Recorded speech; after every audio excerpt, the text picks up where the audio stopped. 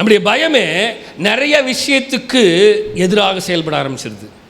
கர்த்தர் சொல்றாரு, அந்த வசனத்தை பாருங்களேன், நீங்கள் பலம் கொண்டு திடமானதா. முதல்ல என்ன சொல்றாரு? நீ பலம் கொண்டு திடமானதாயிரு, உன்னுடைய இருதயத்தை ஸ்திரப்படுத்து, பலப்படுத்து, ஸ்ட்ரென்தன் பண்ணு.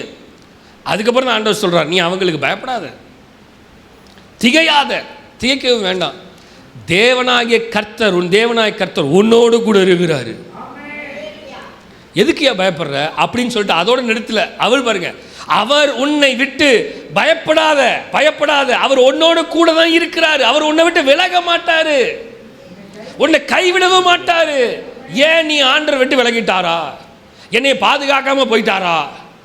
ஏன் நான் கஷ்டப்படுறது ஆண்டவருக்கு தெரியாதா? எல்லாமே தெரியும், எல்லாமே தெரியும். நான் பலவீனப்படுகிறது அவருக்கு தெரியும். நான் பொருளாதாரத்தில் நலிவடைந்து போகிறேன் அவருக்கு தெரியும். என்னுடைய சிந்தனைகள் தாறுமாறாக ஓடுகிறது அவருக்கு தெரியும். என் இருதயம் டீவியேட் ஆகிறது அவருக்கு தெரியும். எல்லாமே அவருக்கு தெரியும். அவருக்கு தெரியாத ஒண்ணுமே இல்லை. யோபுகிட்ட கேட்டால் அக்கு வேறு ஆணி வேற சொல்லுவார் ஆண்டவரை பற்றி. அவன் வேற மாதிரி அந்த ஆள், ஆண்டவரை கரைச்சி குடிச்சவன் அந்த ஆள். அந்த ஆள்கிட்ட போய் யாரும் பேசவே முடியாது. ஏன்னா அந்த அளவுக்கு ஆண்டவரும் அவருக்கு உள்ள தொடர்பு அவ்வளவு. எப்பா, கர்த்தர் கையிலிருந்து நன்மையை பெற்று நாம் தீமையை பெறாமல் இருக்க முடியாதா? அது வெட்டுத்தானே ஆகணும் அப்படின்னு பேசுகிற ஒரு மனுஷன். மற்றவங்களாம் கூட ஐயோ தீமை வந்துருச்சேன்னு யோசிக்கலாம். ஆனால் அவர் தீமை வந்தாலும் சரி, நன்மை வந்தாலும் சரி, எல்லாமே கர்த்தர்கிட்ட தான் வருதுங்கிறதுல ஸ்ட்ராங்காக இருக்கிறாரு. நல்லா கவனிங்களேன், கர்த்தர் நம்மகிட்ட இன்னைக்கு சொல்லுகிற இந்த ஸ்ட்ராங்கஸ்ட் வேர்டு, நான் உன்னை விட்டு விலகவும் இல்லை, உன்னை நான் கைவிடவும் இல்லை. கொஞ்சம் யோசித்து பாருங்க, ஒருவேளை ஆண்டவர் கைவிட்டு இருந்தாருன்னா இன்னைக்கு இங்கே நிற்கவே முடியாது.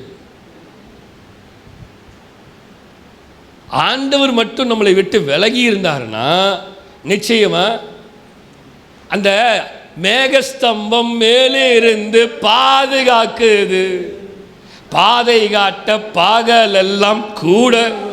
எதுக்கு மேகஸ்தம்பம் அனுப்பணும்? இவனுங்க அடங்காப்பிடாரி, இவனுங்களை வேற பாதுகாக்கணுமா அப்படின்னு அவர் நினைக்கல.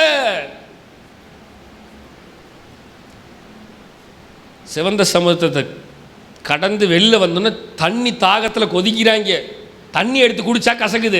மாறாவின் நீரை தேனாக மாற்றும் என் நேசர் உன்னோடுண்டு.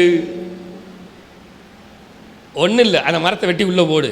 தேவன் நினைச்சிருந்தா முறுமுறுப்பை பார்க்கவில்லை. ஒரு சீக்ரெட் ரெசிபி உங்களுக்கு சொல்லித்தரேன்.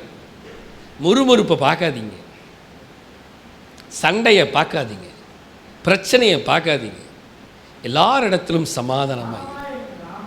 தேவன் எனக்கு இப்போ கற்றுக் கொடுத்த மிகப்பெரிய பாடம் என்ன தெரியுமா? சண்டை போறியா, சண்டை போடு, நான் அமைதியாக நினைப்பேன், பேச மாட்டேனே, பேசவே மாட்டேன். திட்டுறியா, எவ்வளோ வேணாலும் திட்டு, வாச தீர திட்டு, எவ்வளோ நேரம் திட்டுவேன், திட்டி முடிச்சிட்டியா, ரைட், சந்தோஷம், கர்த்தர் உங்களை ஆசீர்வதிப்பார், போயிட்டு வாங்க. நான் கொந்தளிச்சாதானே அவன் இன்னும் கொந்தளிப்பான். கொந்தளிக்கவே கூடாது. இந்த சீக்ரெட் ரெசிபீஸ்லாம் ஆண்டவர்கிட்ட வந்து கற்றுக்கணும். அவர் தான் சொல்லிக் கொடுக்கணும். அவர் நிறைய சீக்ரெட் ரெசிபியை சொல்லிக் கொடுப்பார்.